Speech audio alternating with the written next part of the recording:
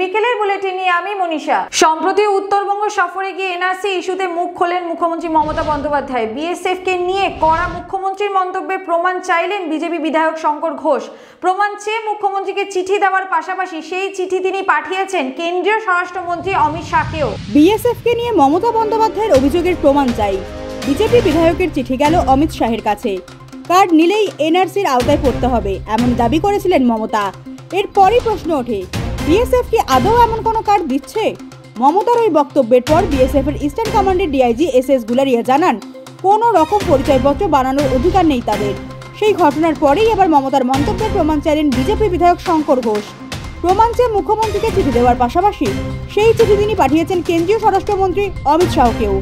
শঙ্কর ঘোষ মমতাকে দেওয়া চিঠিতে লিখেছেন, আমি চাই সব তথ্য ও প্রমাণ পেশ করুন মুখ্যমন্ত্রী। মমতা দাবি ইতিমধ্যেই অস্বীকার করেছে বিএসএফ, তাই এই নিয়ে উত্তরবঙ্গে মানুষের মনে যে ধোঁয়াশা তৈরি হয়েছে তা দূর করুন। রেস্ট ভলেন্টিয়ার্সদের চাকরি দিচ্ছে রাজ্য। ইতিমধ্যেই রাজ্যের একাধিক জেলায় ওই পরিবারের একজন করে সদস্যকে নিয়োগপত্র তুলে দেওয়া হয়েছে। বন্যপ্রাণ হামলায় মৃত 675 জনের পরিবারকে চাকরি দিচ্ছে রাজ্য সরকার। তবে তাদের ইউনিফর্ম কি হতে চলেছে তা এখনো চূড়ান্ত হয়নি। দীর্ঘ 13 বছরে বিভিন্ন জেলায় বন্যপ্রাণ হামলায় মৃত 675 জনের পরিবারকে ফরেস্ট ভলেন্টিয়ারের চাকরি দিচ্ছে রাজ্য। নতুন বছর থেকে এর প্রক্রিয়া শুরু করেছে বন দফতর। ইতিমধ্যেই রাজ্যের একাধিক জেলার ওই পরিবারের একজন করে সদস্যকে নিয়োগপত্র তুলে দেওয়া হয়েছে। চুক্তিভিত্তিক এই কাজে ফরেস্ট ভলেন্টিয়াররা জঙ্গল এবং বন্যপ্রাণ রক্ষায় মূলত কাজ করবেন। তবে এই কাজ ছাড়াও রেঞ্জ বা বিটের অন্যান্য কাজও তাদেরকে করতে হতে পারে। আপাতত মাসিক 12,000 টাকা বেতন মিলবে। সম্প্রতি বন দফতর ওই 675 জনের তালিকা প্রস্তুত করেছে। ওই তালিকায় বন্যপ্রাণ হামলায় মৃতের সংখ্যা সবচেয়ে বেশি রয়েছে উত্তরের জেলা আলিপুরদুয়ারে। ওই জেলায় মোট 163 জন ফরেস্ট ভলেন্টিয়ারের চাকরি পাবেন। এছাড়া জঙ্গলমহলের 4 জেলা পুরুলিয়া, বাঁকুড়া, ঝাড়গ্রাম, মেদিনীপুরেও একাধিক জনকে এই চাকরি দেওয়া হচ্ছে। রয়েছে সুন্দরবন ছুঁয়ে থাকা দক্ষিণ 24 পরগনা জেলাও।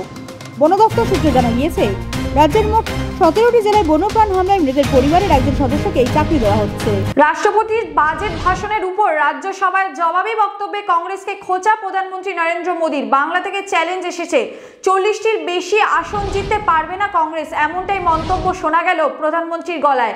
একই সঙ্গে বিজেপির প্রধান বিরোধী দলের হয়ে প্রার্থনা করেছেন প্রধানমন্ত্রী। আসন্ন লোকসভা নির্বাচনে এনডিএ 400রও বেশি আসন এবং বিজেপি কমপক্ষে 370টি আসন জিতবে বলে আত্মবিশ্বাস প্রকাশ আগেই করেছেন প্রধানমন্ত্রী নরেন্দ্র মোদী। তবে এবার এই ভোট নিয়েই প্রধান বিরোধী কংগ্রেসকে দিয়েছেন খোঁচা। সেই সঙ্গেই সামনে এনেছেন বাংলার প্রসঙ্গ। মোদী রাষ্ট্রপতির বাজেট ভাষণের ওপর রাজ্যসভায় জবাবি বক্তব্যে কংগ্রেসকে খোঁচা দিয়ে বলেছেন, বাংলা থেকে চ্যালেঞ্জ এসেছে, 40টির বেশি আসন জিততে পারবে না কংগ্রেস। আপনারা যাতে 40টি আসন রক্ষা করতে পারেন আমি সেই কামনা করি। একই সঙ্গে কংগ্রেসের প্রতি সমবেদনাও জানান প্রধানমন্ত্রী। মোদীর কথায় কংগ্রেসের ভাবনা চিন্তা আউটডেটেড হয়ে গিয়েছে, তাই তারা আউটসোর্সিং করছে। কংগ্রেসের পতন দেখে আমার কষ্ট হয়। একই সঙ্গে লোকসভায় জয় নিয়ে আত্মবিশ্বাস প্রকাশ করে নম বলেছেন, দেশের জনতা আমার গলায় আওয়াজ দিয়েছে, আপনারা দমাতে পারবেন না। সন্দেশখালী কাণ্ডে এসআইটি গঠনের নির্দেশে স্থগিতাদেশ দিলেন ডিভিশন বেঞ্চ। পাশাপাশি রাজ্য পুলিশের তদন্তে স্থগিতাদেশ দেওয়া হয়েছে। অন্যদিকে সিবিআই তদন্তের দাবিতে অনড় ইডির যুক্তি, রাজ্যের মন্ত্রী যে ঘটনায় জড়িত, রাজ্য পুলিশ কিভাবে সেই মামলার তদন্ত করবে। সন্দেশখালী কাণ্ডে সিঙ্গেল বেঞ্চের সিট গঠনের নির্দেশের ওপর স্থগিতাদেশ দিল প্রধান বিচারপতি টি.এস. শিবজ্ঞানমের ডিভিশন বেঞ্চ।